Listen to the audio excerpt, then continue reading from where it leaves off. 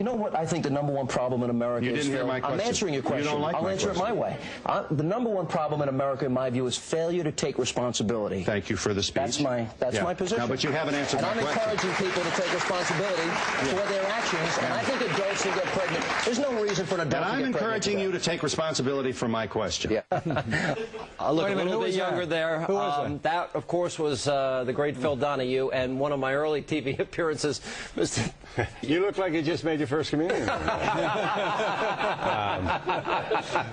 Oh, I deserve that. How are you? I'm well, thank you, thank you. Yeah, you can't remember that show. I mean, you did, what, 6,000 shows? I did. I'm Cal Ripken, or at least, you know, that's what I claim to be. Well, first of all, welcome back to the program. Because we can't debate the war, and I want to get into all the details of your documentary, I want to ask you this as a broader question. In the last century of humanity, we lost between 130 and 180 million souls. And I wrote a whole book about Deliver Us from Evil, defeating terrorism, despotism, and liberalism. I'm proud it was #1 in the New York Times, Mr. Donahue. But the question is, what are we to do with fascism, communism, totalitarianism, Nazism, now terrorism? Don't we have to be at war with those that will kill innocents, as we saw in the last century? Sean, this is a massive blunder. And what you appear to be saying to me is, hey, we lost all those people. Hey, listen, a war happens.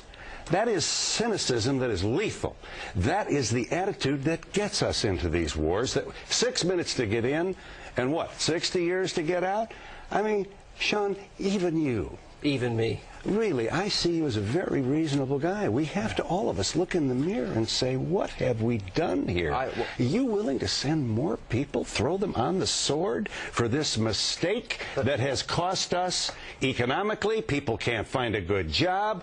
The dollar's falling against the euro.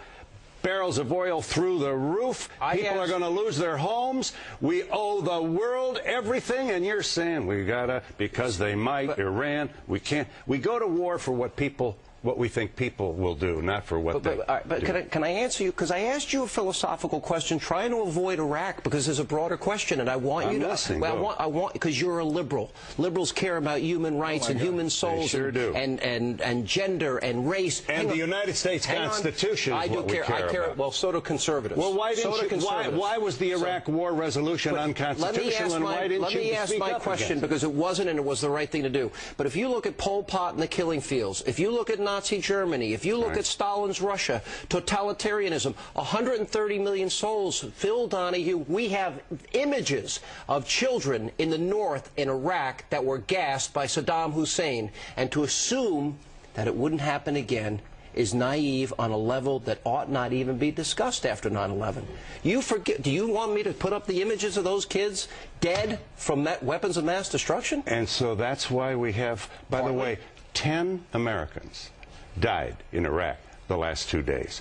10 Americans. Mothers are going to look out the window, probably happening right now, as the 2 uniformed officers come up that front walk. It's horrible. And they faint. Horrible. But boy, the laptop bombers, who would never think of sending their own sons or daughters to this war, can't wait to send more. Senator McCain's son went. Senator McCain is the exception, and my hat is off to him. A rare exception. By the way, I don't think we did stop totalitarianism in Iraq. We didn't stop the fighting. We didn't stop the bloodshed. Good, thank you. Because that continues to go on in Iraq day after day. But let me ask you about... Well, I need you to go around with me. I'm getting all this income here. Let me ask you about Thomas Young. Let me ask you about this film. Who is Thomas Young? Thomas Young is a 20-something Heartland kid, Kansas City, signed up 9/13, wanted to go get the evildoers, saw the president on the pile. He's at Fort Hood in training, and why am I going to Iraq? His light bulb went on right away. Too late, he's in, he goes to Iraq, 5 days. The bullet comes down here, exits the T4 part of his spine. He is paralyzed from the nipples down. 25 years, he was 24 when he was hit. Paralyzed. He can't walk, he can't cough. He was in unarmored vehicle. There was no top on a truck. You know, 26 guys in the back of the truck. They could hardly move, and they were fish in a barrel. Main Street, Sadr City. Finds himself in Sadr City thinking, I'm going to enlist. This is his patriotism speaking. Right. I want to go into Afghanistan after the terrorist camp. That's what he wanted to do. He wanted to go get bin Laden. He wanted to go to Afghanistan. And now people are saying, well, you signed up. You volunteered. And he volunteered to go to Afghanistan, not to Iraq. Iraq is Bush's war. They thought they were going to have a merry little war. You can tell that stunt we have on the Donald aircraft Rumsfeld carrier. saying we'll be in and out in 6 months or less. mean, really. Well, let and me we ask have you people out there. Sean wants to keep he went going in here. You say he went in as one kind of patriot and came out as another kind of patriot. That's a very good way to put it. What does that mean? He's a warrior turned anti-warrior. He's a warrior who realizes that, first of all, you shouldn't shush a nation when a president decides he's going to go to war. If we ever need the First Amendment, we need it then. We have people honestly believing that if a president calls a war, you have to shut up and sing. That is not the nation my mother raised me to pledge my allegiance to. We should speak out. That's when we need it the most. And by the way, I'm almost finished.